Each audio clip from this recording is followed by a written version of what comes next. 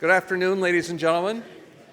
Uh, I'm David Celentano. I'm the current chair of the Department of Epidemiology. I am pleased to see you here. I feel remiss that I'm starting 4 minutes late. Leon would not have liked that. You know, we started class at 8:30. But thank you all for coming. We have a busy program today, so let me turn this over to our dean, Mike Plagg, to welcome you. Thank you, David. Yeah, thanks to everybody for coming today. And it's, Leon, the word that's linked in my mind to Leon is mentor, mentor and friend. And so it's especially fitting that we have Paul Welton speaking, because Paul was also my mentor and is really responsible for my academic career. But I associate Leon and Paul together. I think I could spend a lot of time talking about Leon, but we all know what a great individual he was, what a great teacher, how he was altruistic, and he was, as I think Moises said it well, he was a great mentor and a great friend. So I'm grateful to the Department of Epidemiology for having this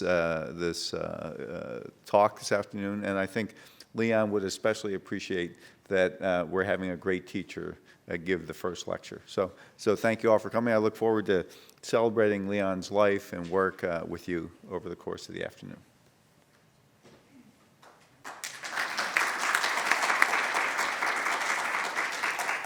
So what we're going to do is a series of us are going to give some very short reminiscence of Dr. Gordis. I'm going to speak, followed by Leon's son, Ellie, and he gets the bulk of the time.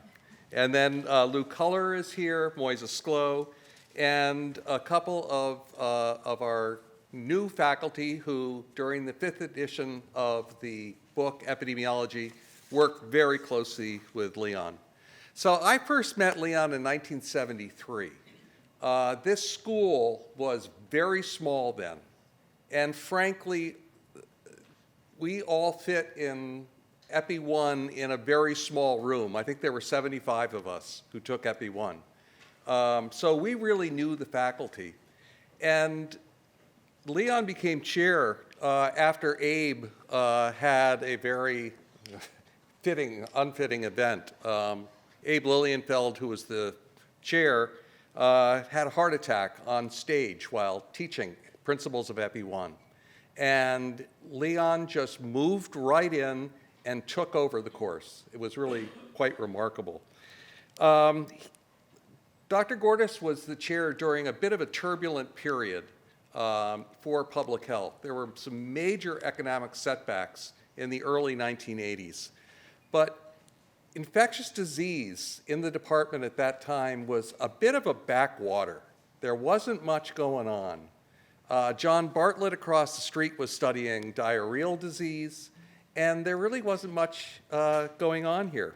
And Leon had the foresight to hire Frank Polk from the Channing Labs at Harvard. And this couldn't have been more fortuitous, because about 6 months after Frank Polk arrived, we recognized the HIV epidemic. And since then, Hopkins has really been one of the major leaders in HIV epidemiology, but also all aspects of HIV. So it really was a remarkable time. When Leon stepped down as chair in 1993, he asked his deputy, Harut Armenian, who many of us know very well, to serve as the interim chair while the self-study and search process took place. And ultimately, John Samet, my predecessor, was selected. What is Leon known for? Well, you've heard he's known as a mentor, but to many of us, he was known as the consummate teacher. Since 1975 to 2005, he taught Principles of Epi. It's a course that I now teach, along with Jennifer Deal, who you'll hear from later. It's really hard to have sat in on Epi 1 under Leon for many years. The grace that he had, the precision, the care, and all the jokes. He had a joke to fit every epidemiologic principle. And, you know, I'm not quite up to a priest, a rabbi, and a minister sat down. We don't go there. That really doesn't work much these days.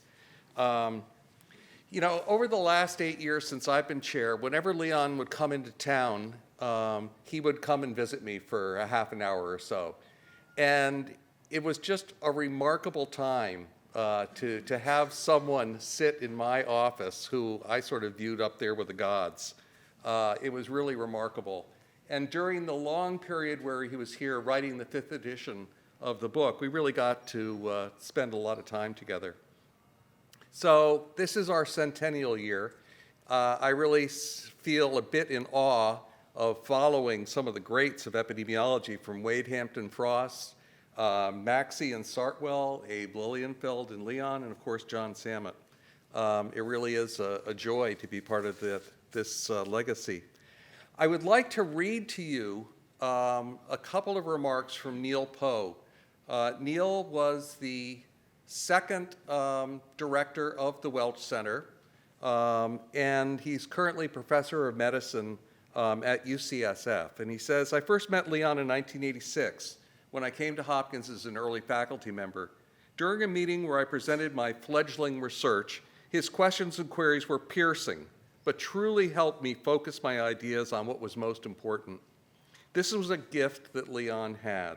Nearly a decade later, I had the privilege of working beside him for 10 years as co-director of the Robert Wood Johnson Clinical Scholars Program. We met seamlessly, worked together at least twice a week to oversee the progress of the program and our trainees. Leon was a man of extraordinary integrity and wisdom, and most of all, a master of human nature. We discussed, and he taught me how to identify special attributes in people who were likely to succeed in an environment where collaboration was valued." This sure sounds like Hopkins, doesn't it? Together, we worked on developing human capital for academia and population-based clinical research. Many of the people we identified and advised have assumed remarkable positions where they're having a terrific impact on human health in many fields of medicine and public health. Leon's experience and wisdom was the foundation of their success. I think Leon's greatest gift was his ability to understand human nature, make learners think deeply, and create a culture of scholarship and learning. Some remarkable words there. So with that being said, I'd like to call on Ellie Gordis to make his remarks.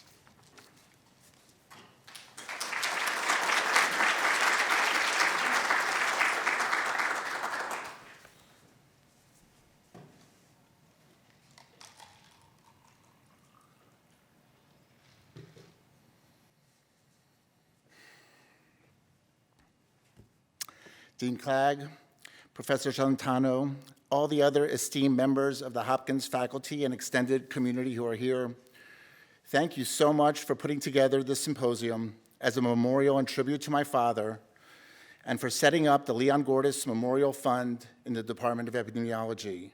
My family and I are truly grateful and honored by this tribute to his legacy.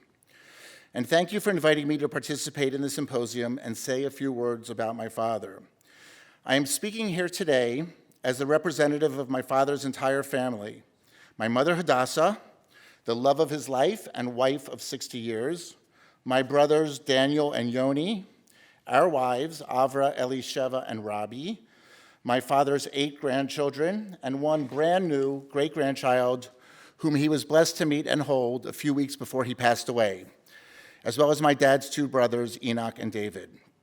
Unfortunately, because of the large geographic distance that separates us, my brothers and their families could not be here today. But I am honored to be here with my wife, Avra, and my uncle, Enoch, and his wife, Mary Ellen. I have also spoken with both my brothers about the content of these remarks, so they are with us in spirit, and I know they wish they could be here in person.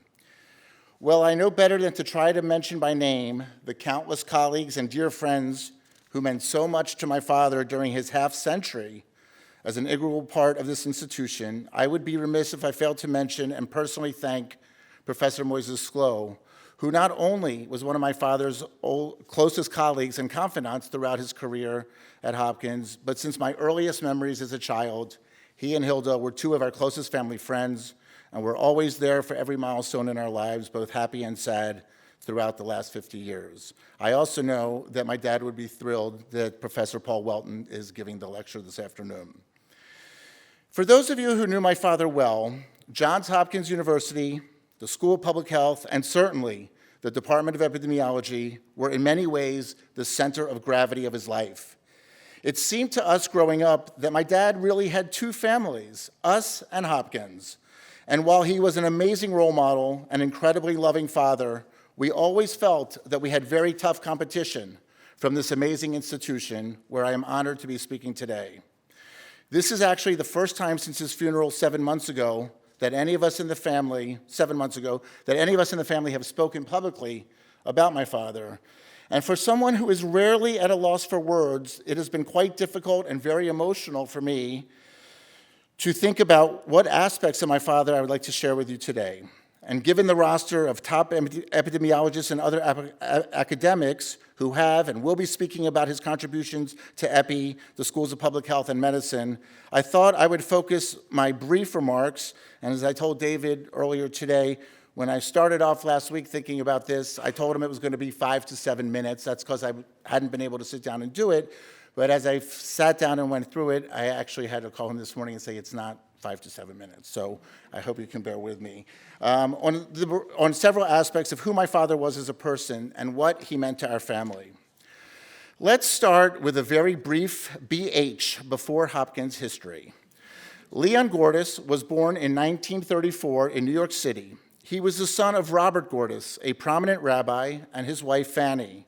My father was the middle child of 3 boys and was raised in Far Rockaway, Queens. From both his parents, he inherited an intense drive for academic and professional achievement.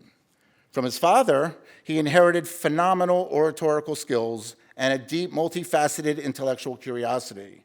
From his mother, he inherited a sharp wit and very wry sense of humor, which he was able to combine with an incredible memory for jokes, which for those of you who attended any of his lectures know that they played an important part in every aspect of his life, including his teaching.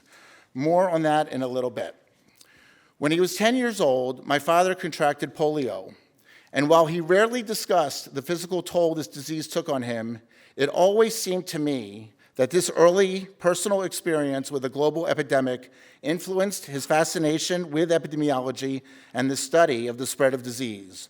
One thing my brothers and I were keenly aware of is that this illness instilled in him a fear about the vulnerability of life, and he was in many ways, which were generally not apparent to most of his friends and colleagues here at Hopkins, always wondering about what calamity would happen next. One way he dealt with this fear of impending doom was by applying his keen intellectual skills, his focus, and his persistent drive into the relentless pursuit of answers to difficult questions about the source of disease and practical solutions to stop their spread. All of this made epidemiology the perfect field for him. When he was 15, my father met my mother at a summer camp in Pennsylvania. He was working as a waiter, she as a counselor, and pretty much from that day forward, they became lifelong soulmates. That fall, in 1950, at the age of 16, my dad enrolled as a freshman at Columbia and the Jewish Theological Seminary, and while he contemplated a possible career as an architect, he happened to be a very talented artist throughout his life. He had his parents fill out his application to medical school, talk about a different world, while he was studying in Israel and returned to attend Downstate College of Medicine in New York. My parents moved to Baltimore shortly after I was born in 1961, and following his work with the U.S. Public Health Service and training in pediatrics at Sinai and here at Hopkins, he earned his MPH and doctorate at Hopkins, and then joined the faculty here in 1971. As many of you know, once my father became a part of the Hopkins community, he could never sever that connection. In 1970, a few years after the Six-Day War, my parents, who were ardent Zionists, sold the house, picked up, and moved to Israel, presumably for the long haul. It was actually quite a bold move at the time, with 3 young kids in tow. But the continuing lure of Hopkins, combined with the fact that the job at Hadassah Hospital in Jerusalem did not measure up to his expectations, brought us back to Baltimore 2 years later. Even after moving to Israel a second time after his retirement from the faculty 7 years ago, my father continued to teach in the summer program here each year until last summer when he was no longer able to do so health-wise. In addition to coming back to teach, there was one other area of life that necessitated frequent trips to Baltimore, and that was any and all things medical in either of their lives. There's obviously no shortage of outstanding Jewish doctors in the Holy Land, but basically his view was you really needed to take care of all medical needs and issues at Hopkins. So much so that even though I had already been living in New York City for quite some time, when my wife and I thought we were having problems getting pregnant 20 years ago, my dad insisted that we come see the top fertility specialist at Hopkins, as New York City clearly lacked this expertise.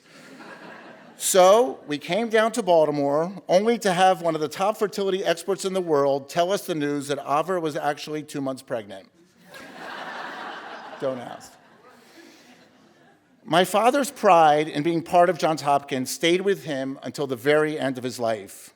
Even during that last very tough year, after 2 difficult surgeries, when my parents were living for 4 months at the Hilton Garden Inn at Harbor East and making the daily trip to the hospital, I really think that the highlight of each day was his putting on his Hopkins ID around his neck as he prepared to make the trip here in a taxi. His face lit up and he was beaming for those few seconds, and it really epitomized what this institution meant to him. In the introduction to the most recent edition of his epidemiology textbook, my father wrote, in the words of the Talmudic sage Rabbi Hanina, and I'm going to quote, "I have learned much from my teachers and even more from my colleagues, but most of all from my students." By his and his colleagues' estimation, he taught epidemiology and public health to approximately 17,000 students in the course of his career here, many of whom returned to their home countries to use that knowledge to improve public health in their communities. He often told me that the 2 primary goals of writing his textbook were to make epidemiology and its sometimes challenging concept understandable, and to help physicians become better physicians. His devotion to his students and the hard work he put into both of these goals manifested itself not only in his lecturing and writing, but in the mentoring he provided to so many young epidemiologists throughout his career. I used to wonder why he spent so many hours preparing before each and every lecture, since he probably knew each one verbatim by heart. I was fortunate to hear him lecture at least 10 times while I was in high school, and I have a vivid recollection of him receiving a standing ovation at the end of just about every one of them. I must admit that I sometimes question that memory, given that I've never witnessed a standing ovation for a single professor throughout college or law school, unless it was the last class of the semester. But whether this was the literal or metaphorical impression left on a high school student in the height of teenage rebellion, one thing is for sure: I was truly blown away by the intense excitement and interest my father stimulated in his students, and by their love and respect for him. And the veritable orchard of golden apples in my parents' living room was a constant reminder of this impact on his students. When my father died, my brothers and I were flooded with emails and letters from students from all around the world, some of whom he had taught more than 30 years ago. It was remarkable for us to think of students reaching out to the family of a beloved professor so many years later. Between the 3 of us, we could not recall a single instance in which we had reached out to, in that manner, to the family of one of our teachers, and we were certainly very fortunate to have been taught by many talented professors over the years. I'd like to talk a little bit about his work ethic. My father spent an incredible amount of time with his work, and I grew up thinking that a 6-day work week was standard. Sunday mornings were usually spent at the office catching up, and it wasn't until I was 14 or 15 that I realized I could actually say I was not available to join him. My dad's productivity and desire to make the most of every moment was legendary in our family. One of his memorable lines that summed up my father's view of maximizing one's time came on a lazy day on one of our vacations, and trust me, it should come as no surprise that we had very few lazy days on vacation, when one morning he asked my brother what time it was, and when my brother told him, my dad's response, which has lived on in Gordas lore into our kids' vernacular as well, was 8:30 a.m., the whole day is shot to hell. My father demanded constant excellence from his students as well as his children. For us, this relentless pursuit of excellence, however, made for a pretty competitive atmosphere among the three boys growing up, and it actually may have been one of the reasons none of us pursued careers in medicine. Somehow, though, none of the three of us escaped very demanding careers outside the arena of public health that also involve an intense and demanding work ethic, and there is no doubt in our minds that much of that was instilled by the model that he set for us. It's all about the data. That was my dad's mantra. My father was truly an epidemiologist to the core. There was literally no decision or opinion that could be stated that did not have to be backed up by data, whether it was buying a camera, picking a travel destination, choosing a physician. Research and more research was the key. While my friends were always amazed at the lively and stimulating conversations at our dinner table, we learned from an early age that if you're going to proffer an opinion on any topic, you better be prepared to back it up. And that may have been one of the factors that drove me to study law. Another one of my father's classic lines that illustrated his obsession with data was when he came home from work, one of his favorite responses to the question of how was your day was, compared to what? It was certainly an interesting way to grow up and kept us on our toes. But at the same time, it did teach us not to take anything at face value and to make sure we delved deeply into whatever subject it was to ensure that statements and beliefs that we were looking into were actually backed up by true facts. I also want to address my father's sense of humor, which was a hallmark of his personality and was featured prominently in his books and lectures. His sense of humor was often irreverent, which was in stark contrast with the seriousness of purpose which characterized his professional life. His jokes were such a big part of our family that when my daughter Tamar, who is now a second-year pre-med student at the University of Chicago, was filling out her application to the school, she chose to answer one of Chicago's infamous application questions, which required telling and explaining a funny joke while not ruining it with the answer. That's only something you could do at the University of Chicago, with one of my dad's favorite jokes. I actually debated whether it was appropriate for this symposium and somehow decided my father would have thought it was. And it certainly is a great example of his sense of humor. So I'm going to tell the joke. A father is pouring himself a cup of coffee on a Sunday morning as his three sons sit down with him for breakfast. The father says to the oldest son, "What would you like to have for breakfast?" The oldest son responds, "Give me some effing cornflakes." The father grabs the boy by the collar, drags him out of the kitchen, and throws him into his room. He comes back to the kitchen table, and he says to the middle son, "Well, what do you want to eat for breakfast this morning?" The middle son says, "I would like some damn cornflakes." The father grabs the middle son, sends him to his room, and slams the door. He then goes back to the kitchen table to his youngest son, and he says to his youngest son, "Well, what do you want for breakfast this morning?" And the youngest said, "Gee, Dad, I'm not sure, but you can bet your ass it's not cornflakes." So,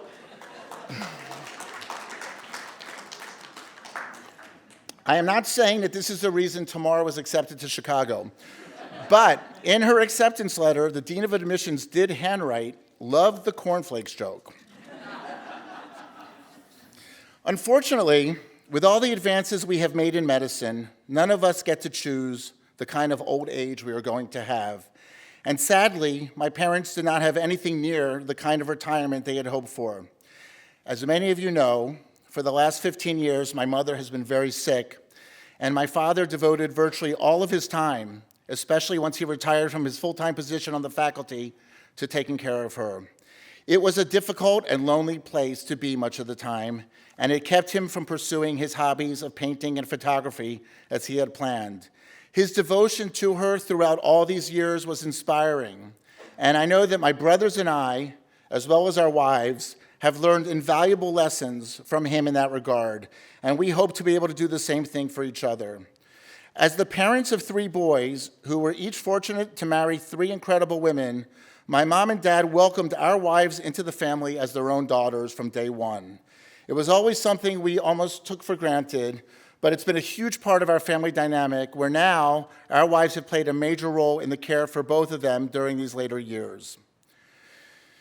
And while my father's professional life often seemed paramount, the fact is he was always there for us when needed, and moreover, he always believed in and supported us. I was not always the easiest kid to raise, particularly as a teenager, and there were moments where many parents would not have been nearly as supportive as he and my mom were for me. He always gave us the benefit of the doubt, which in my particular situation was not something most parents would have done, and I really feel totally blessed by his devotion to us. Finally, it is not possible to talk about my dad without discussing the characteristic that I think most defined who he was as a person. While, as we have discussed, he always demanded excellence of others, especially his peers, his students, and his family, once outside the intellectual realm, he was one of the kindest and most caring people I knew. To have a dad whose essence was comprised of such a deep sense of fairness and humanity was pretty incredible. He really cared about people's problems. He always wanted to be there to help out in whatever way he could. He had very strong ethical convictions and was deeply committed to the values that all people should be treated equally. I still vividly remember being at a cocktail party here at Hopkins about 10 years ago when he introduced me to Michael Bloomberg. And the way he spoke to Michael Bloomberg was no different than the way he introduced me to the security guard on our way inside a few moments before. He really believed that no matter what you did in life professionally, we all have an obligation to try and make the world a better place, and that every person on this planet merited dignity and respect. And if there's one quality I hope to take from his incredible legacy and transmit to my children, it is that. As I'm about to hit my 55th birthday, and I'm coming up on almost 8 months since he passed away, I cannot begin to express how fortunate I feel to have had Leon Gordis as my father and friend. I truly think about him and miss him each and every day. Thank you again for honoring my father with this symposium and the Memorial Fund, and inviting our family to participate today.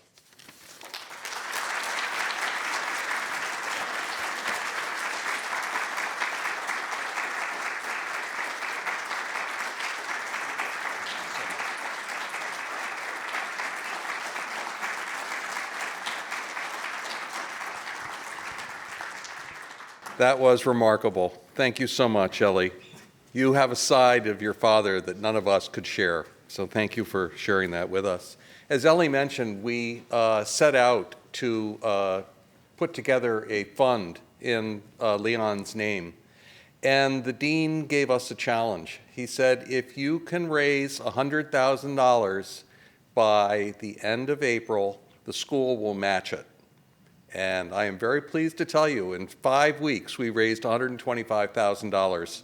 This money will be used, so it's $225,000. The money will be used for doctoral students who are engaged in teaching, following what Leon really most prized. Wow. Why don't we move on? I'd next like to introduce Lou Culler. He's from the University of Pittsburgh, a long distinguished career in epidemiology. And received his doctorate from Johns Hopkins in 1965 and was an early colleague and friend of Leon's.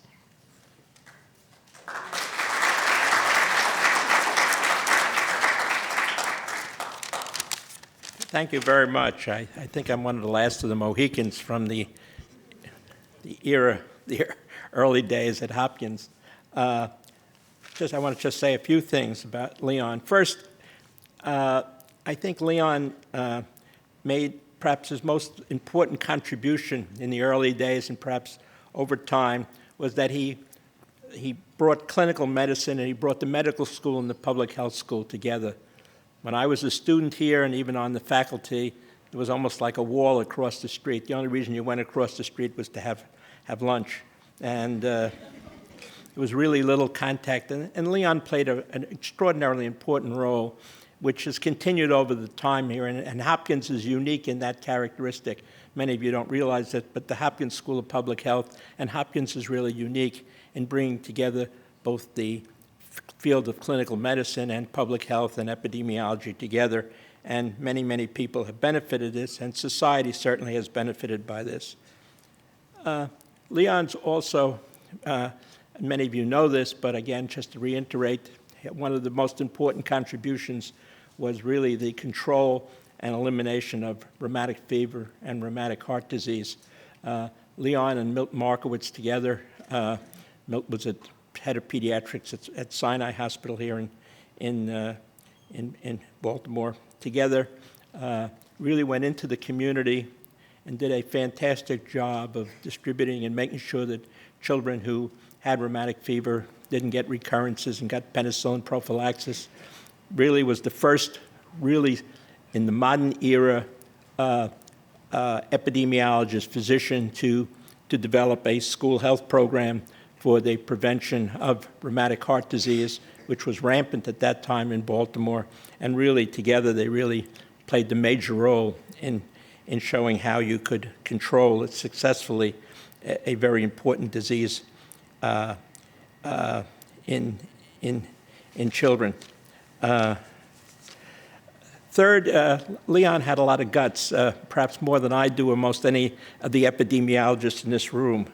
And he stuck by his principles, as was just mentioned.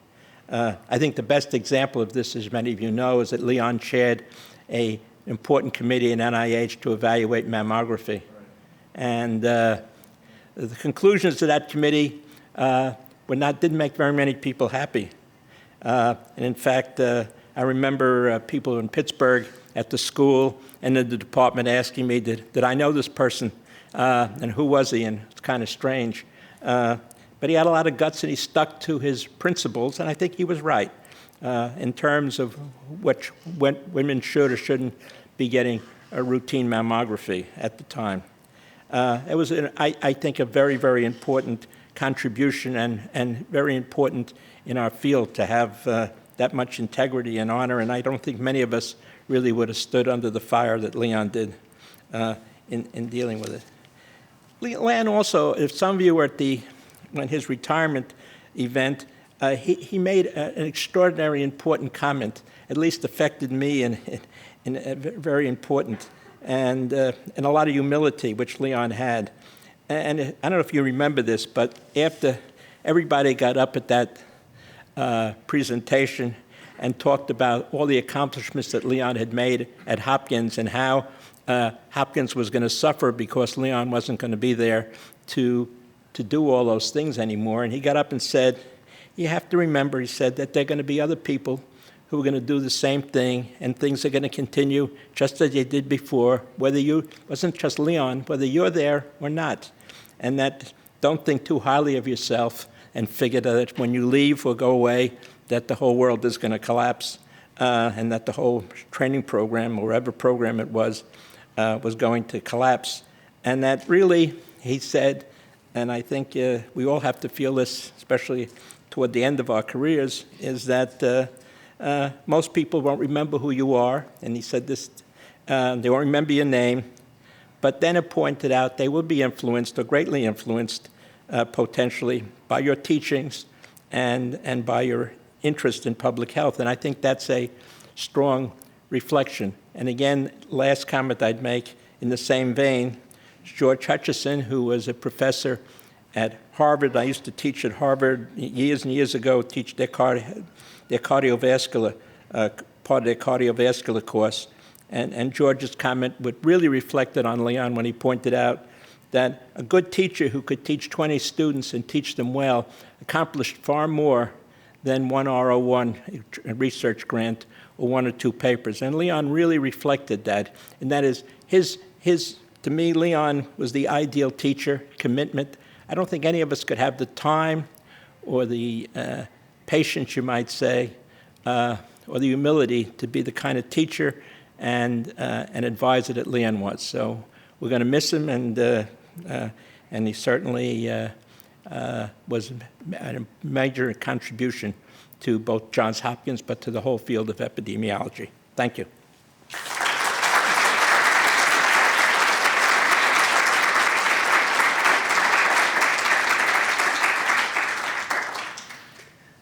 Next, I'd like to call on Moises Sklo to come and make some remarks. Moises was here in the early 70s and was certainly influenced strongly by Leon. Yeah.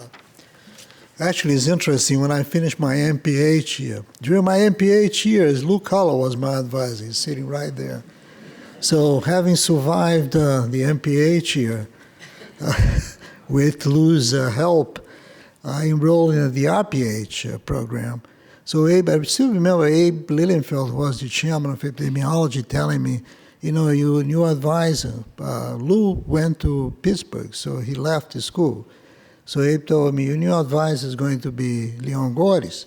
However, Leon is not here this week because his son is being bar mitzvahed. So I'll always remember Danny's age, and I know Danny's age. So he was a terrific advisor, very nurturing. And one of his main characteristics was his diplomatic skills. When he read my first draft of my thesis, he never said, you made a mistake here, you made a mistake there. Instead, he would say, wouldn't it be better to do it in a different way? So he was also a very exact writer. It's amazing. And, you know, when he retired a few years ago, I showed a slide showing a representative page of my thesis with Leon's comments. And amazingly, only 1/4 of what I had written was left after Leon's review. His support was absolutely vital to my career. He not only allowed me to get involved in his research projects when I was a young assistant professor, but also he appointed me as director of the Summer Institute of the, in those times we called it Epidemiology Summer Program, now is the Institute of Epidemiology and Biostatistics. But he also was the major force behind my appointment as the editor for the American Journal of Epidemiology. So actually I can say, I don't think I exaggerate, and my wife is right there, she can't tell me I'm wrong, but one of the main reasons that Hilda and I decided to stay in the United States was Hadassah's and Leon's warm hospitality. For decades, they invited us for Passover dinner in their house at Sugar Cone Road, right? Where we saw the children grow up. And actually, at the beginning, I think Ellie was about 2 years old, no, 11 years old, something like that. Now, everybody mentioned how terrific a teacher Leon was, and I think his textbook reflects that. And Jim Merritt, who was his liaison, Elsevier liaison, sitting right there, can attest to the fact that his textbook has been hugely successful, not just in the United States, but all over the world. And, you know, with his family's support and endorsement, Leon's name is going to be cast in stone now because his book is going to be called Gordis' Epidemiology. And the epidemiology department will be in charge of handling future editions. So his influence in my career and personal life was tremendous. And I consider myself very lucky to have had the pleasure of his company, wisdom, great sense of humor, and warm friendship for so many years, 44 years. Thank you.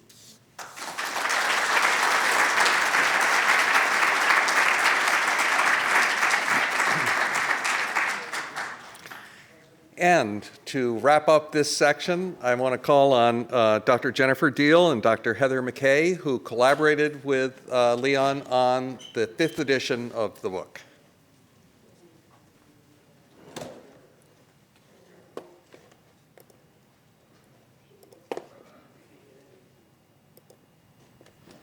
So thank you very much for having us here today.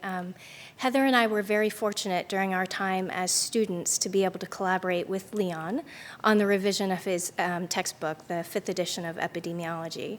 So we would like to share with you today, we're here to honor his life and work, but also his legacy through that book. And so we would like to share with you some of our experiences that we had on that revision. So like any good epidemiologist, we made a timeline. So here, an overview of events. So July 13th, 2010, that was the first communication from Leon to Heather, inviting her to join him on this revision. I was not contacted, you can see, until 2011. Clearly, I was further down on the list in terms of students, but that was in July. We had our first joint meeting then in August, so we didn't waste any time, August 3rd, 2011.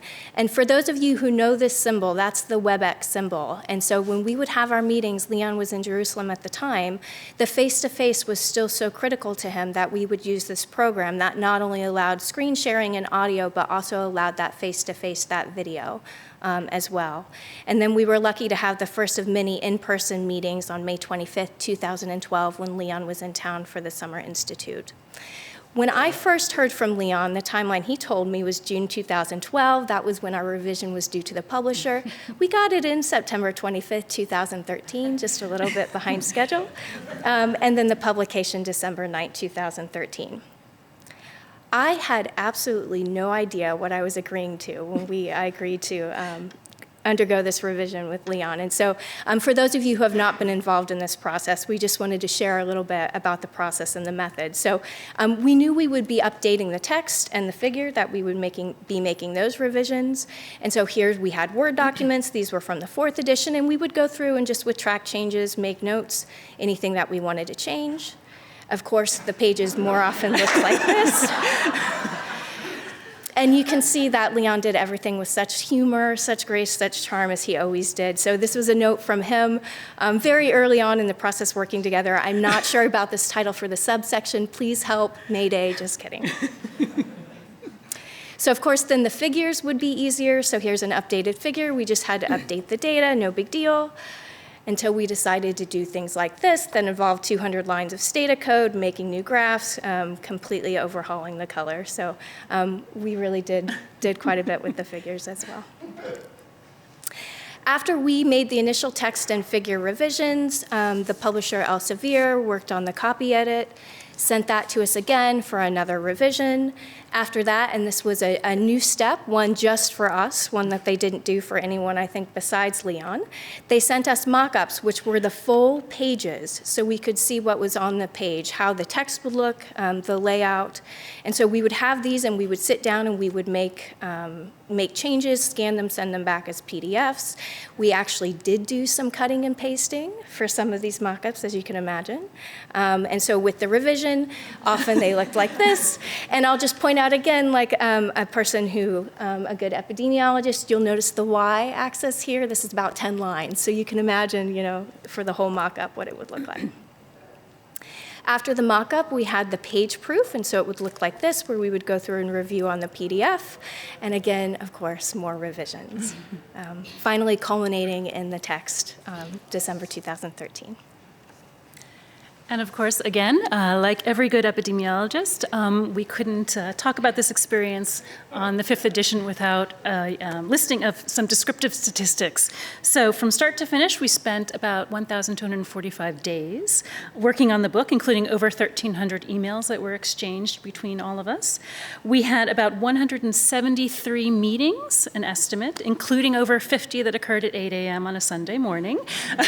Sunday mornings were their Monday mornings. It's probably an extra 150 cups of coffee on my part.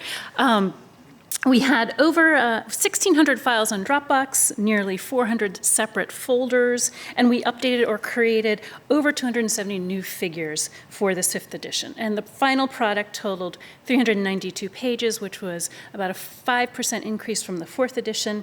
And by the time the book was actually published, we had also produced 2 PhD dissertations and 1 brand new baby boy. And of course, we also have to have our email epi curve.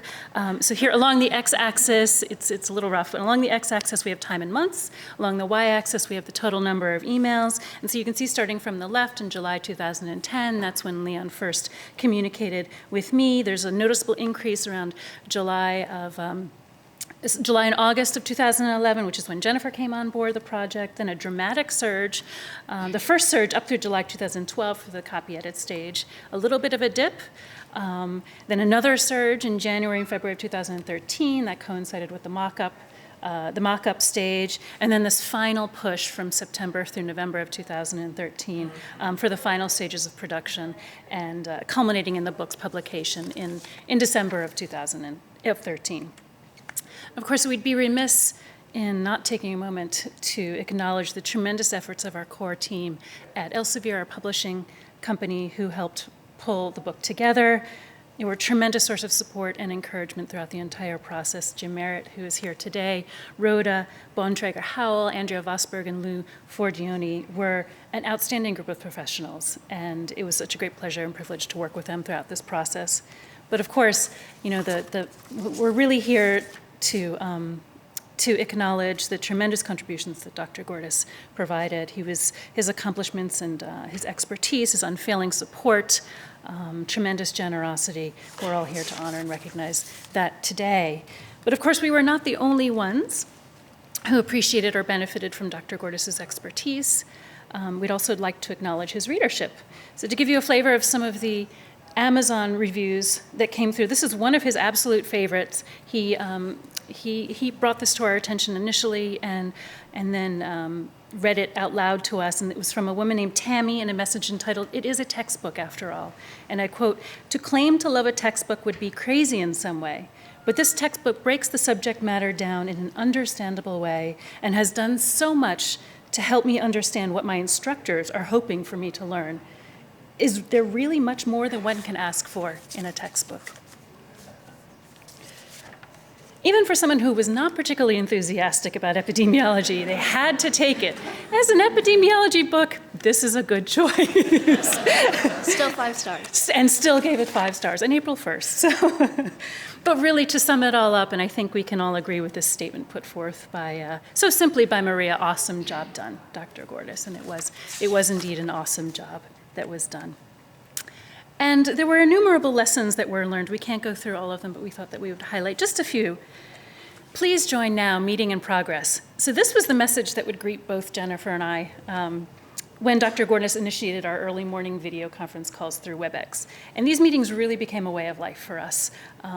Having the chance to see each other, Jennifer had mentioned earlier, having this chance to see each other, even if only virtually through the computer, was really underscored the importance of having these face-to-face meetings and really contributing to this effective collaboration and team. We were a close-knit team.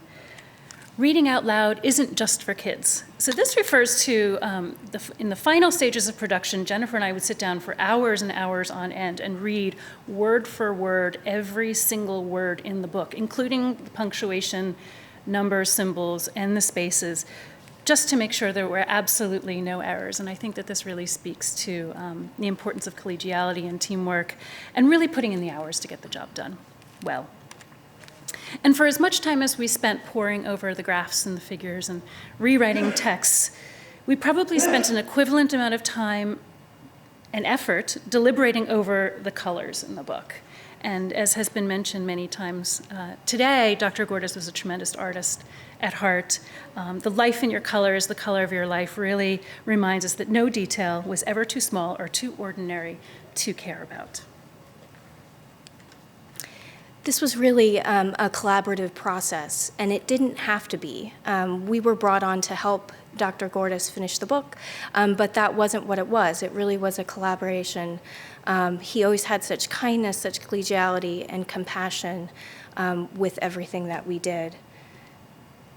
He was also a tremendous storyteller, and I think that's one of the reasons he was such a fantastic teacher. So as we've talked about already today, he would have a story, an anecdote, a joke to go along with everything. And it wasn't just, I think, that he would teach us those things, but he also taught us how to tell our own story. I had asked him, I was applying for a postdoctoral position, and I had asked him, he'd kindly agree to serve, to write a letter for me. And I sent him a copy of my CV. I sent the personal statement as requested. It really is not an exaggeration to say less than a minute after I hit the send button, I got a call. I answered it, and on the other line was Leon. And I heard this kind voice say, "Jennifer, hello, how are you?" Paused. "Do you mind if I give you some suggestions on your CV?" So he really was trying to help me tell my story there, too. It's a family affair. So this truly was, we started out as students, and Hadassah and Leon welcomed us immediately into a family for which I know Heather and I are so grateful. We sat for many weeks down the street when Leon was here during a summer institute. We were revising the chapter on randomized trials, and we were discussing whether or not we should revise a figure, add a new figure in. I made slides, I had presentations, and this was about a couple weeks at least that we went through it, and I step back now and think, who in the world did I think that I was lecturing to Leon Gordis? But he didn't just let me do that, he encouraged me to do that. And truly, I think, helped encourage us to do that as well. When Heather was sick and she didn't respond, he would call me to go and check on her. So truly, we were a family, certainly. We'd like to close with a figure from the book. So this is a figure from chapter 12. The goal is to kind of explain excess risk or attributable risk. So on the y-axis, we have level of risk. Here we have in an exposed group, and then the bar on the right is the non-exposed group. So the point of the figure is to show that there is some level of background risk there in the non-exposed group in that bright green, but that there's an extra amount of risk in the exposed group, and that's really what we're trying to estimate with that particular measure. I think this figure really serves well to think about some other concepts with the book. We spent a lot of time, a lot of work on the book, but it's hard to make such a wonderful product better. So even for all the time I think we put in, I do think we improved the book by about that much. But that really is in contrast to what we gained from working on this project with Leon. So here it's background knowledge for the students, and you can see certainly we had some knowledge coming in, but a lot more by the time that we left. And of course, it's not just the knowledge of epidemiology, but the life knowledge that he shared with us as well. So I know I speak for Heather as well when I say how very fortunate we are to have had this experience, and how much we try to continue his legacy now in our current work and in our own teaching. Thank you.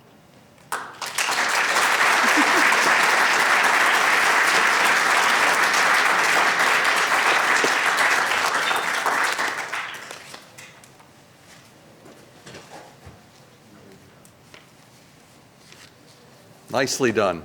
I must say, teaching what's the predecessor to the principles of EPI with Jennifer, she has really absorbed an awful lot. So she makes me proud to teach with her. So let's move on now to the inaugural Leon Gordis Memorial Lecture. It will be given by Paul Welton. Dr. Welton was born in Cork, Ireland. He graduated from the National University of Ireland and the University of London.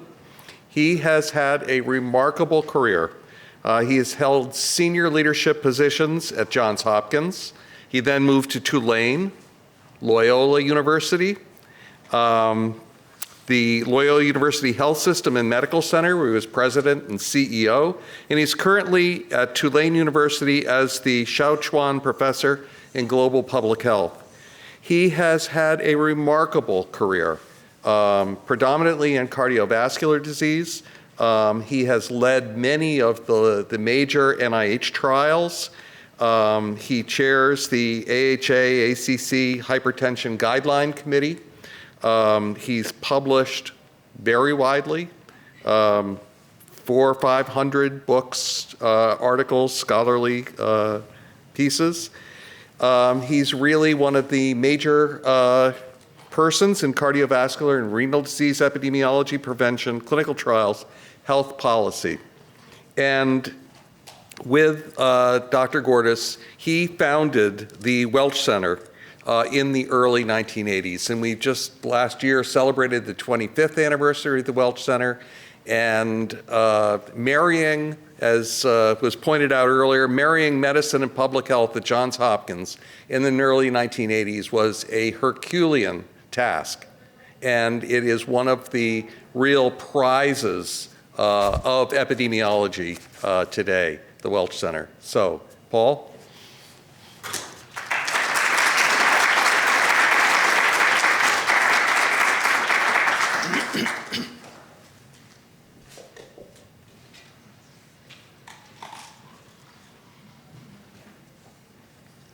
Well, thank you, David. Thank you for inviting me to be here today. It's a wonderful pleasure and privilege to be here to pay tribute to my mentor, my very good friend, and my role model in life, Leon Gordis.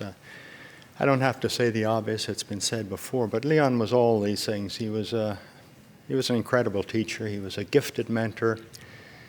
He was a wonderful investigator in his own right, and he gave great advice in areas that he wasn't active in. When I would discuss my grants with him, he was, as others have said, quick and incisive to see the issues.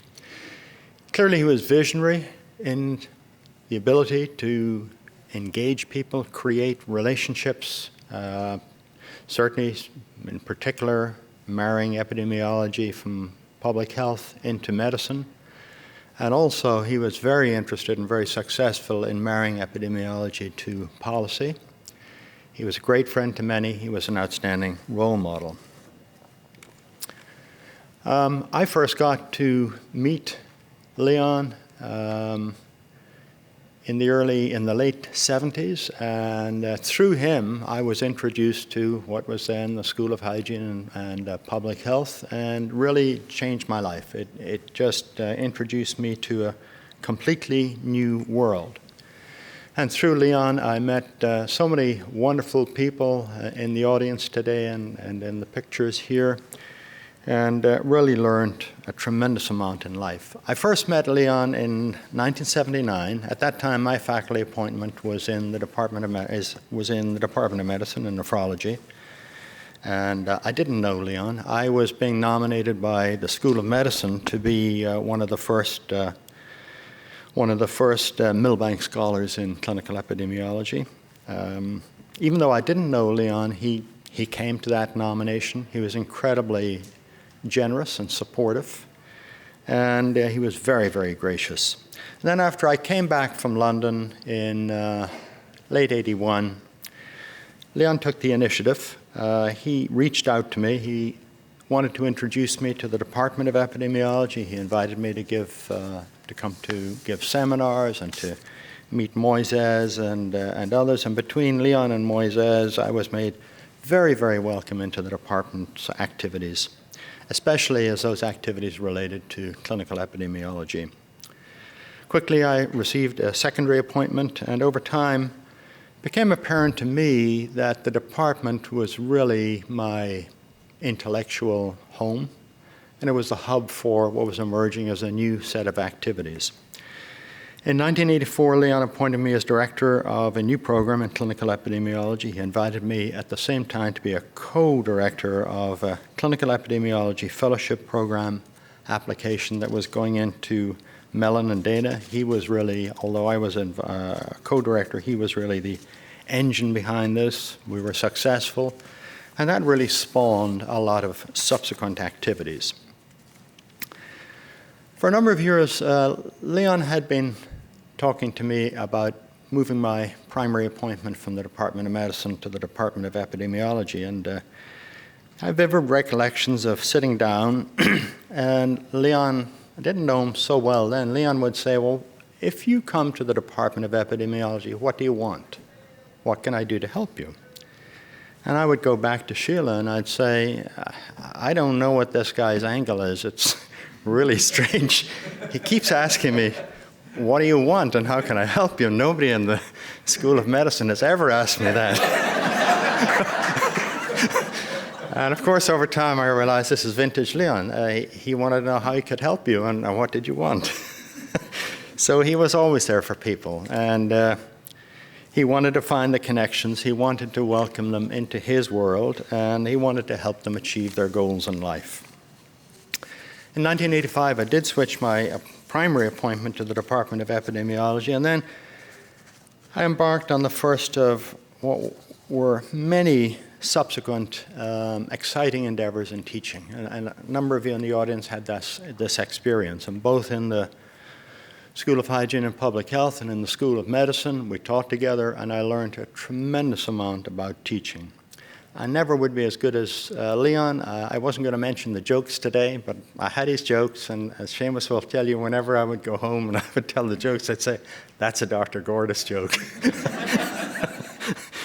So in 1987, Leon invited me to be a co-PI on a health of the public application that we were sending into Pew and Rockefeller. I have to tell you, we were rank outsiders. Hopkins was the antithesis of everything that the people who were making the decision thought they would like to have in that program. But with Leon's calm demeanor and the help of a lot of good people, we were successful. And I have to say that really then set the creation for our ability to get the Welsh Centre for Prevention, Epidemiology and Clinical Research off the ground. And in that endeavor, I have to credit Dick Ross and D.A. Henderson. They were very, very supportive from the outset. They really worked hard to make it possible. I don't think any of us really knew at the time whether this would be a successful venture or not, but as it turned out, Leon, I know, and certainly I, took wonderful pleasure in the successes of the faculty and of the staff, and certainly of the trainees. And it's been lovely for me, and I know for Leon as well, because we talked about it, to see what happened after I left with Neil Poe, and now with Larry Apple providing wonderful leadership for the center. Throughout my career, most of the principles that I learned and have applied, and they've done me well, I learned them from Leon. And it didn't take me long to learn that Leon was not only a great mentor for me in my professional career, but perhaps much more important, he was a wonderful mentor for me in life. And I learned from him how to live a good life, and I hope I have emulated some of the things that I learned from him. Now, we've heard about the textbook, and many individuals who didn't have the privilege of knowing Leon personally got to know him through his classic textbook, Epidemiology. And anyone who's read that book, as we've heard, knows that the text really reflects the author. It's warm, it's welcoming, it's engaging, it takes important concepts in public health, and it makes them very approachable for people who are trying to understand the concepts of public health. And Leon's lectures were always the same way. He had a brilliant way of connecting with these students. He was never stuffy, he was never pedantic. He threw open the doors of epidemiology, and he threw them open just as joyfully as he and Hadassah threw the doors of their home open. When I got this little note from Leon, it meant a lot to me, and I have kept that note, and it still means a lot to me. We had wonderful times together with Leon and with Moises and with and Moises, you haven't got a day older. We had lovely times, as you said, Moises, with Leon and Hadassah at their home, and we were equally happy when Leon and Hadassah would come to our home. And we shared many milestones in life together. This was my 40th birthday party that Sheila put on. And Megan, who is now a third-year fellow in cardiology, was just a little younger then, as we all were. Sheila is eternally young. And you'll see on the second, my marker isn't working very well, but you'll see on the second one, Seamus, who is right behind Leon's back. And Seamus, you were a little younger then. But we had lovely times together.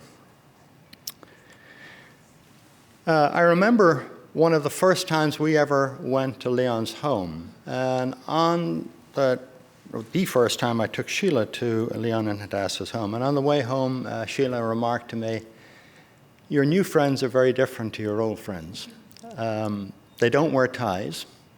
They seem to be genuinely interested in health, and they don't have big egos." And I knew who my old friends were. And she was absolutely right. So all I can say is that Leon Gordis was a remarkable individual. I'm very pleased, as I said to Ellie, that I had the opportunity to speak at his retirement. Leon was loved by all of us and is missed by all of us. So it's a real privilege to be here today, and I'm very thankful for the opportunity to speak. And I'm going to speak on some things that I know would be of interest to Leon. Clinical trials, practice, guidelines, policy, and performance indicators, all areas where he would say, if he were here, that epidemiology has a very, very important role. So let's just say very quickly, importance of evidence in the support of clinical interventions. Well, we have had clinical interventions over the years where we know evidence may be important, but it wasn't used. And you can fast forward to 1949, the Nobel Prize in Medicine was awarded to Antonio Moines for, quotes, his discovery of the therapeutic value of leucotomy in certain psychosis. And like a good surgeon, he was always sure of himself and very brave. And he said, prefrontal leucotomy was a simple operation. It was always safe and always effective as a surgical treatment. Well, you know, that was his opinion. We now know the evidence doesn't support it. In the 1950s, as many of you know, radiation therapy was applied widely. It was thought to be innocuous and very effective. It was used for very minor lymphadenopathies and for skin blemishes, and the evidence wasn't there. And of course, later on, the evidence emerged that there was a horrible decision with the consequences with a tremendous risk of thyroid cancer. My first introduction really around this area where you could get misleading evidence was as a senior, as an SAR. I was on Osler 5, the old research ward, and I was just doing the grunt work, but I thought it was very interesting. They were studying class 1 antiarrhythmic agents at the time, and we knew that arrhythmias, ventricular ectopic beats in any magnitude increased the risk of sudden death substantially. And these agents were really remarkable. It was amazing. You would get patients admitted to Osler 5, they would be put on the class 1 agents, and their arrhythmias would be essentially eradicated. They were very effective. And there was huge pressure on the FDA, you know, why are you so slow? You're stopping this miracle drug. And there was already exclusions for compassionate care in almost 250,000 people by the 1980s. And this was a classic example where the trial was done, CAST, and 2 of the class 1 agents, echinide and flecainide, were tested double-blind against placebo. The arrhythmias were suppressed very effectively, and shock of all shocks, in the active treatment group, mortality was substantially higher, and most of it was an increase in sudden death. And it just was amazing. It didn't sit with the observations that we had made previously. It must be one of the only areas where it was so surprising a result that a second trial was approved. CAST-2 was done with another class 1 agent, and the results were identical. So this was a good reminder that before we go forward with therapies, when we can do clinical trials, we should do them well. The other example of many one could cite was, we all remember Trudy Bush, and Trudy was very knowledgeable around the area of hormone replacement therapy. And of course, from the early observational studies, this was a general pattern that was seen, and many of these studies, well done by good people, really trying to take confounders into account as best as they could, associated hormone replacement therapy with substantially lower risk of coronary heart disease. And there was a great deal of discussion. I won't mention who, but there were many prominent epidemiologists, including some we know well, who said it would be absolutely unethical to do a clinical trial. The observational experience was so dramatic. Unfortunately, the clinical trials were done, and this is the largest of them, the WHI trial, which not only showed that coronary heart disease was not reduced by the treatment as it was applied, but actually seemed to be worsened. So I think we worry. Same sort of thing with the antioxidants. This is vitamin E as an example. The observational data is very clear, and there's a lot of it, and it's good. And that is that antioxidants in observational studies are associated with lower risk of cardiovascular disease.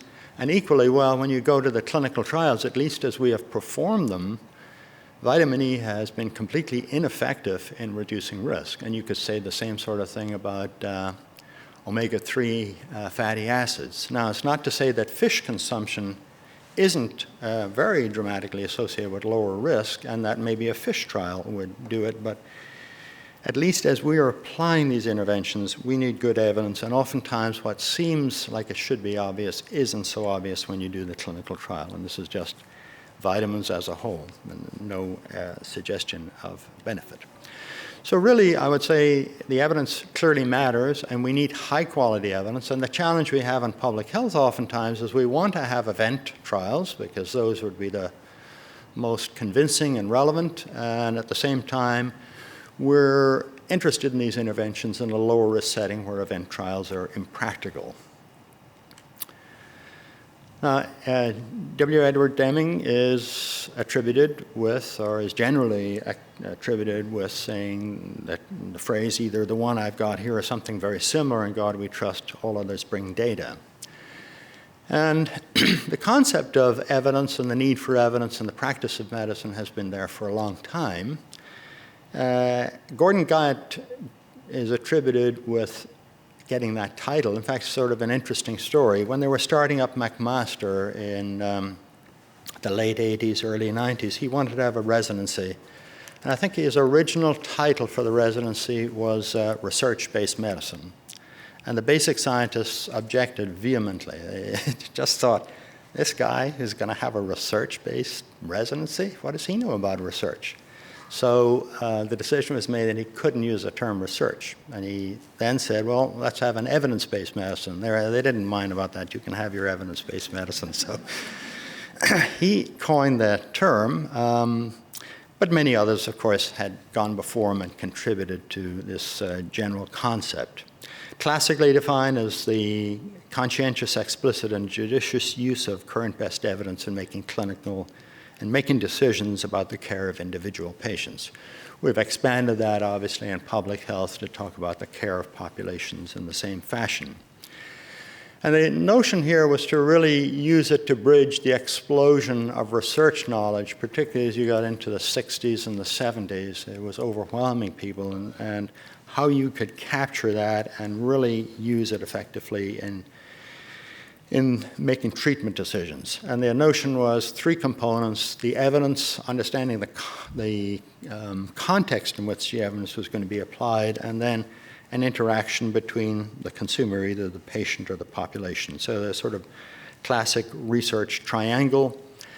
And then having taken that evidence and trying to understand whether it can be generalized and whether the risk setting is the same for the treatment decisions, and having had the discussion with the patient or the exchange with the community, take a decision, and if you do an intervention, then make sure that there is evaluation to see how well that intervention has worked. This is what I would say 95% of practitioners, certainly in the US, espouse to today when they try to practice medicine. Some do it better than others, but I think this is the general mantra of practice in medicine. There are criticisms of anything that is good, and some of them have merit, some of them are overstated. So one criticism is that this is dangerous cookbook medicine. We had the classic difference in opinion here in the early days between Osler and Welsh. And Osler came out of that tradition of British medicine, the great observers. He didn't have much time for research. Welsh didn't like him very much for reasons of many internists. So they would go in the afternoon and they would see all their private patients, have the residents round them up. They made a lot of money. Welsh came out of the Germanic tradition of research, and the Moore Clinic was really a manifestation of Welsh's interest in having research right there next to patient care. And for me, it was a privilege. I came to the Moore Clinic to be director of the GCRC. And so I think if Leon was here today, he'd be more diplomatic, but he would be on the side of Welsh. He would certainly not agree with the notion of cookbook medicine. But the notion there is that it's something that's developed by arrogant academicians. It's pushed on us. It gets in the way of our practicing good medicine. And more than that, it provides a cover for cost-cutting and bureaucracy. And there's some truth in that latter part. Publication bias is an obvious concern, and it's a legitimate concern that more positive trials are going to be published and some of the negative ones are not. Clinical trial, the treatments tested in clinical trials irrelevant to how we practice. And again, there's some truth to this, that clearly we're not able to model in our clinical trials the complexity of decision-making in patient care. And sometimes by the time we get finished, things have moved on and the treatments that we've tested are not as relevant as the new treatments. And the final one, I think, is the most legitimate of the concerns, the generalizability of the data. That we do trials in very unusual groups of people in order to get good internal validity, which is absolutely essential to understanding whether the treatment is beneficial or not. We end up with a study sample that doesn't look anything like our target population. We want to make an inference to the target population, but we access another population. We have a bunch of inclusion-exclusion criteria. We have adherence run-ins. We got informed consent. We've got volunteers. We end up with a group that doesn't look anything like the target population, even though we've got good internal validity. And when you look across the trials and say, even for the accessible population, the group that you screened, how many do you get into your trial? Physicians' Health Study, the classic study in aspirin, it was under 10%. SHEP, systolic hypertension, the elderly program, about 1%. So it's a very selected group, and most of the trials we do are indeed efficacy trials, and they are hard to generalize to the target population we want to generalize to. So we've recently had SPRINT. It was the systolic blood pressure intervention trial, and it was stopped early at about 3 years because there seemed to be dramatic benefit for the primary, which I'm showing here, increasingly better for a composite of cardiovascular outcomes. It's an interesting trial where the secondary outcome, the first secondary outcome, is probably more important than the primary in many ways. It's all-cause mortality. You never think you're going to have enough power to see an effect there. And we actually thought it was the next one, the combination of our primary composite and all-cause mortality would be more interesting. But all-cause mortality here showed about a 30% reduction and getting bigger. So it seemed like a very powerful effect of more intensive blood pressure reduction compared to the standard of the day. At the same time, you have to step back and say, who can we generalize that to? And if you look at our inclusion and our exclusion criteria, which were thought through pretty carefully, and we excluded people for a lot of, I think, good reasons, that there were other trials going on and so on and so forth. But at the end of the day, if you tried to match up our inclusion-exclusion criteria with NHANES, what you'd find is probably our inclusion-exclusion criteria, those who got into our trial, probably about a little under 17 million such people in the US, and they represent about only 30% of all the people within the blood pressure range we were testing. So we are faced, as investigators and clinical trials guideline readers, are faced with the challenge of to whom do we generalize this result? Is it legit, reasonable, sensible to generalize it to diabetics when we didn't include them?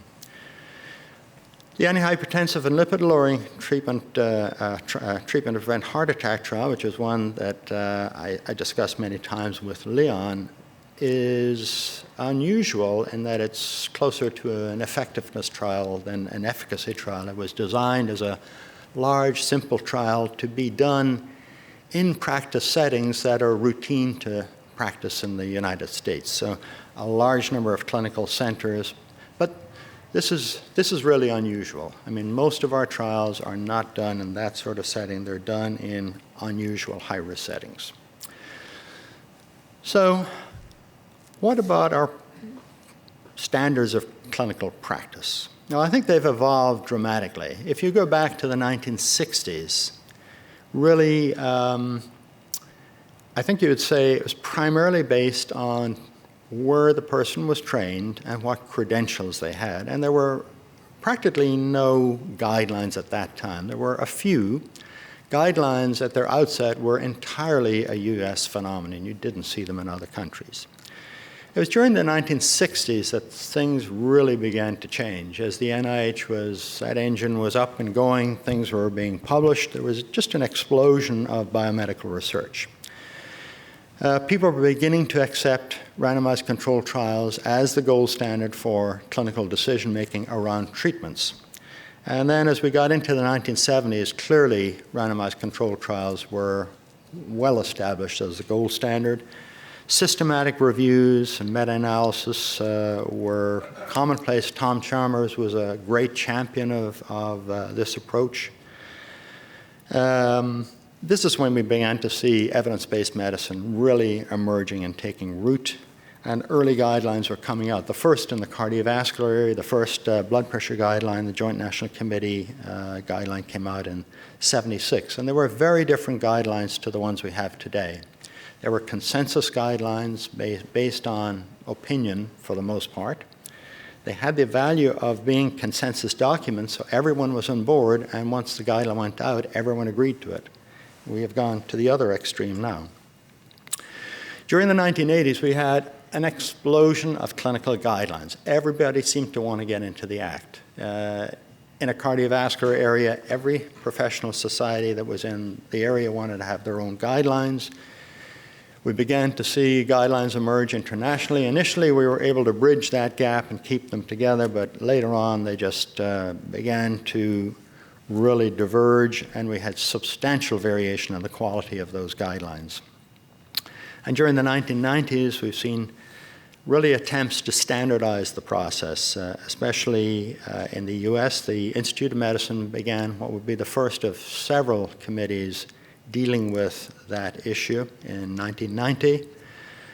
And there was enormous concern about conflict of interest, and there was a lot of conflict of interest. And even if companies weren't directly in the room, it was very well known that certain individuals, when they went into the room, were surrogates for commercial interests.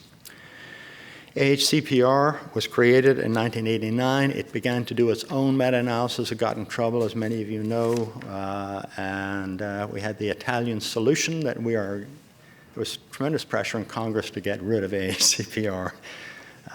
Many people didn't like their findings, so we had the good solution that, yes, we're going to get rid of AHCPR. Miraculously, AHRQ appeared as a replacement overnight with the same people in charge. But they do not do, they don't do guidelines anymore. Now they contract out to others to do the guidelines.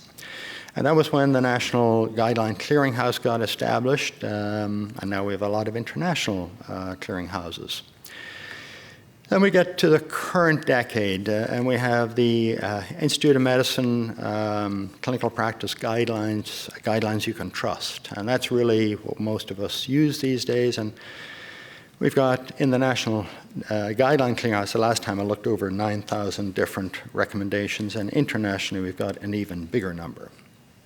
I would say clinical practice guidelines now are just a part of the routine of clinical practice. They do provide a structured assessment, a basis for determining and monitoring standards of care.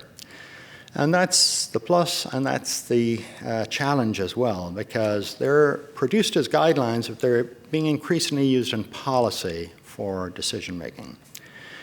They are especially helpful when you've got a condition that's common or expensive, when you've got tremendous variation in practice to try to understand what works and what doesn't work, and where you have sufficient quality and quantity of evidence to support systematic review. And I say now we increasingly rely on the Institute of Medicine recommendations, and they have 8 core recommendations. I won't go into them in detail, but they're fairly intuitive. So transparency is an obvious one. Management of conflict of interest, either avoiding it completely or managing it, and at the minimum, disclosure of conflict of interest. They give a lot of direction about who should be on the guidelines, the methodologists who should be there. They were very, very clear that consumers should be there. They also provide a number of directions around the selection of key areas that should undergo systematic review, how you would select them, and the meta-analysis. And they recommend that a separate group do those analysis. The protocol be developed by the parent group, and a separate group do the actual analysis. They give a lot of advice about the foundations of evidence, the process starting completely, even if you're an expert in the field, putting everything aside and develop your evidence. They give recommendations about the strength of the recommendations and the quality of the studies that should underlie the recommendations and the reasoning for recommendations. And then they also give advice about how to articulate findings in a standardized, clear, and actionable manner. They're very strong on recommending review. It can be internal, but they also want external review, and very clear that don't just send it to those who you think will agree with what you're saying. It must go out to those who are likely to disagree. And they give guidelines on updating as well. So the blood pressure guidelines that David mentioned earlier on, we're following exactly those processes. So we have a writing committee. It's multidisciplinary, including 2 members of the general public who have hypertension and are interested in hypertension. We've gone to the extreme. Nobody is allowed to have a relationship with industry. And there's good and bad to that. It does exclude a lot of people. The process is very standardized, with the evidence being collected in evidence tables. PICO is being used to develop the key questions, an evidence review committee independently doing the analysis. We have a class of recommendation, how strong the recommendation is, and the level of evidence behind those recommendations, and detailed internal, external review. So it becomes a very standardized, clear process. Again, clinical practice guidelines, although they are the routine today, there are challenges. I think one of the biggest ones, we've got too many of them, and they're of varied quality. And that is a problem. And they conflict with one another, and that's confusing to practitioners and to the general public. Conflict of interest, some of those guidelines have people on them who are very clearly conflicted, and there was a huge criticism of the last AHA, ACC lipid guidelines. Because of that, ACC and AHA are very vigilant in our blood pressure guidelines now that nobody would have an RWI. And the flip side, in our type of guideline, it excludes a lot of people who are major players in the field and and are opinion leaders and have a lot to contribute. The research evidence inadequate to answer practice questions. We talked about that before. Presentation. Some of these guidelines are like reading what used to be the old days, a telephone book. They're written for a research community, and they're not what they're intended to be, accessible and easy for practitioners to follow. And then concerns about implementation. And really, the use of these guidelines for a purpose they weren't originally intended for, that is to generate policy and implement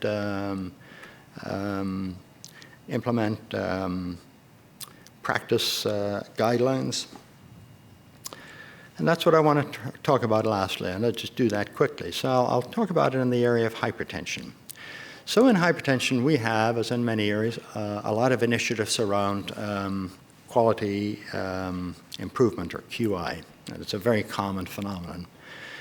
And they're typically multifaceted, and they involve organizational goal setting, systems of change to facilitate the goal achievement, audits and active feedback, and this is usually using the electronic medical record for this purpose.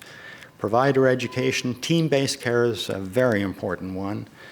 Patient education and reminder systems, and then a very controversial one is financial incentives and how they are used. And by financial incentives, generally what you can read actually is financial disincentives. It's almost always you get on board and you get a little money. When everything is up and running, that's when they slam you and they say, okay, unless you meet these requirements, you're going to be paid less. And I do have some slides which I won't show unless there's desire. See very modest impacts of financial incentives, at least as they're being applied by CMS and others. Now, performance measures are typically used to assess goal achievement. And, you know, that's natural. These are measures that are designed to assess how well an organization or the providers in that organization are achieving the goals for provision of high-quality care. They may assess structure, like how good is your e-prescribing systems, process, how well are you doing with mammography or Pap screening, or outcomes, whether it's with risk factors like hemoglobin A1C or hypertension, or indeed with clinical outcomes. They are used typically to assist in the achievement of quality improvement or QI initiatives or goals. But they're also used for transparent reporting of quality and care, and that is a very controversial area because just like all the other things, if you're taking care of the disadvantage, you're usually at a disadvantage. They are used to provide accreditation commonly by the, I mentioned NCQA again, so I'll just say it's the National Committee for Quality Assurance, or AAAHC. And they're used by payers, particularly by CMS, the Centers for Medicare and Medicaid, for financial incentive programs or disincentive if you or physicians think they're disincentive programs. So the goal here is to employ measures that are valid and are standardized. And numerous measures are out there. There are lots of different people generating these measures, and they all have a core similarity, but they have differences, and the devil is in the details, of course. Many are developed on the payer side. NCQA, typically, CMS will use NCQA measures. Sometimes if NCQA measures aren't there, CMS will develop its own measures. On the other side of the divide, you have providers, and they're developing their measures, and they look very different to the payer measures. So amongst the providers, the Physician Consortium for Performance Improvement, or PCPI, is a very active group. National Quality Forum is also very active in this area. They do not develop guidelines, but they endorse them. And typically what you'll see is CMS is using an NCQA guideline that is endorsed by NQF and applied. NCQA HEDIS performance measures, healthcare effectiveness data and information set, are the common measures that we have in clinical practice, and they are widely applied. So let me just talk some more about hypertension, how these measures will measure different things. So in hypertension in adults, all these measures are looking basically in those 18 years and above with hypertension to see who's being treated and controlled. And sometimes there's an upper limit of 85, but now the upper limit is pretty much gone in most of these performance measures. NCQA measures exclude those with end-stage renal disease and pregnancy, and they've excluded some other groups from time to time, but those are the only two groups at the moment that are being excluded. They allow you to take, they ask you to take the most recent blood pressure measurement And if there are multiple measurements, you are allowed to take the lowest. And I can guarantee you that every system has its computers programmed to pick the lowest. There's no one picking the highest. Currently, they define control as a blood pressure, systolic diastolic blood pressure less than 140/90. This year, they're going to be taking that up to 150/90 for those above 60. Not with any enthusiasm from ACC or American Heart or from many of us in the field. And it'll probably come back down again once another set of guidelines comes out. Now flip to the other side and look at the provider definition for performance measures. So they exclude a lot more people. They say you should exclude anyone where there is a documented reason for that elevated blood pressure, either non-compliance, no insurance, medical indication, because the provider has no control over that situation. So you shouldn't penalize the provider or the system where they've done their part, but the person is still uncontrolled. They allow for the use of home blood pressures. That's actually a very hard one because most electronic medical record systems do not record home blood pressures. They define blood pressure control as less than 140/90 or greater than 140/90 where the provider has done what you expect a provider to do. The person is on more than 2 blood pressure medications. So it's a different philosophy. And I'll just show one example here from a study by Anne-Marie Navarre-Bogan. This is in Duke Cardiology. A little under 5,000 adults with hypertension cared for over a period, they took a period of 12 months.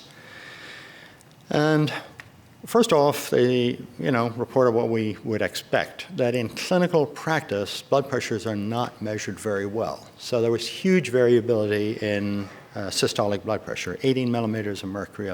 So if you take the average, 9 above, 9 below. Second, if they applied the 2 approaches to performance measures, 27% difference when there was a prescription of 2 or more meds was accepted as control because almost everyone who was uncontrolled was being treated with 2 or more meds. So that would have a huge impact. About a 14% difference when control was classified using an average of pressures, which is what we would recommend always. We were worried about systematic error and random error, versus what CMS uses, the last clinic blood pressure.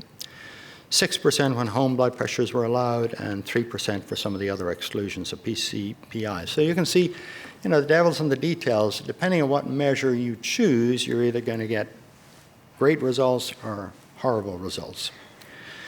Now, having said that, we know things have improved in blood pressure, and this is from the VA, and they use something like a HEDIS, not quite. I mean, there's a little more structure to their blood pressure recordings, but you can see here over a period from 2000 to 2010, their control rates, again defined as less than 140/90, are gone from about 46% to 76%. And there are a lot of other systems that have reported big increases too. This is Kaiser Permanente in Northern California, and it's a bit confusing, but just look at the one with the circles. That's Kaiser Permanente applying HEDIS, CQA HEDIS measures. And it goes from 46.3% to 80.4%, and more recently, they reported in 2015 that they're now up to 90% control. Well, that's all in good, but of course there are a couple of issues here. First off is these are blood pressures as they're measured in clinical practice. So they don't have a great deal of attention to quality control, and we know there's substantial potential for big systematic error and random error. We know when we've compared properly done measures as we apply them in something like Sprint to clinic pressures, they're fundamentally different. Second is there is absolutely no independent external validation of these results. And you could imagine there's enormous pressure, potential for bias for an organization and the providers in an organization to have good results.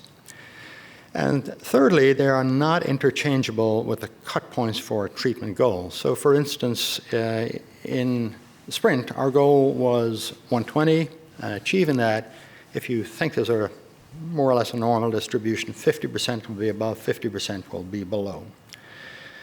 This last thing I want to say is that these are all measures taken from insured groups who are being treated. That's not, of course, what we have in the general population.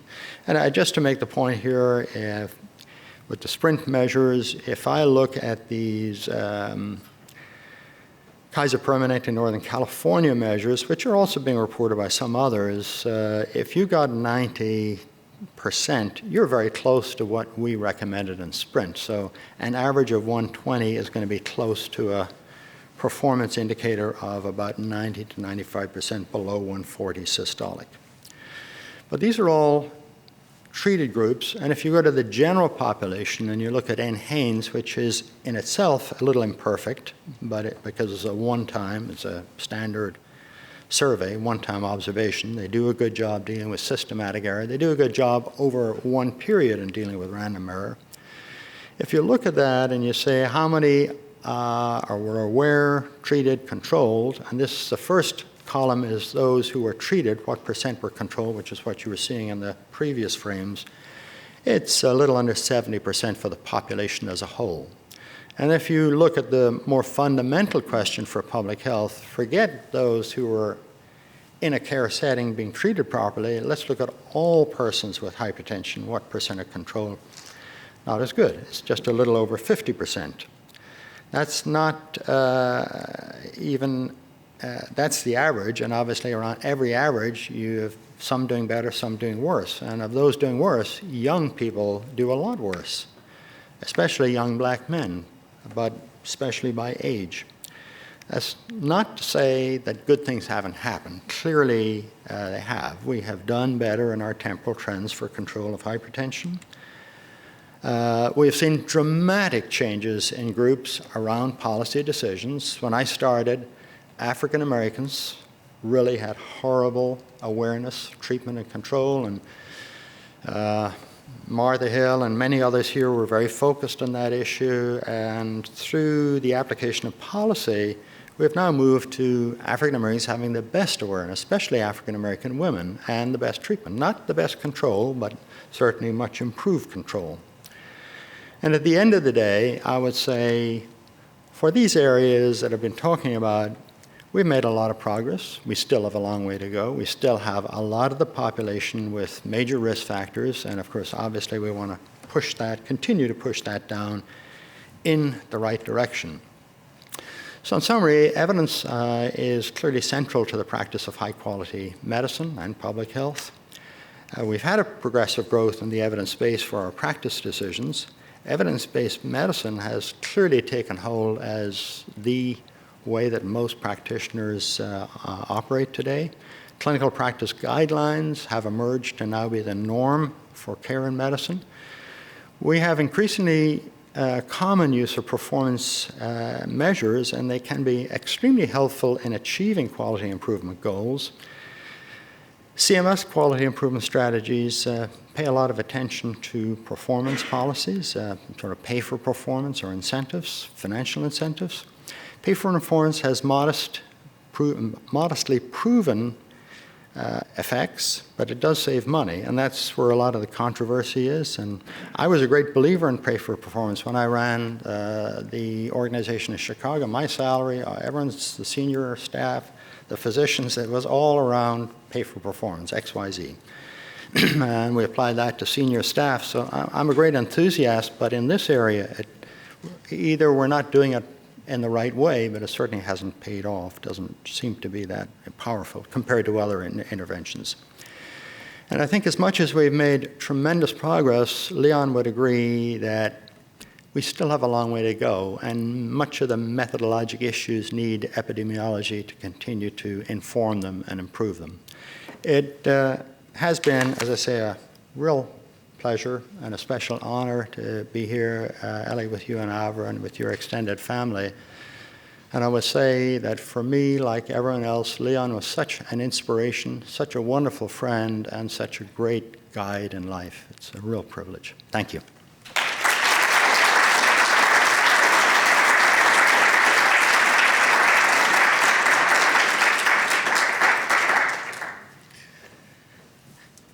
Leon would have liked that. This is exactly how he thought. We have a class coming in here in just a few minutes, so I'd like to ask you to adjourn to the Finestone Hall just up the street here, and we will have a reception and a chance to mingle and talk. So thank you all very much for coming.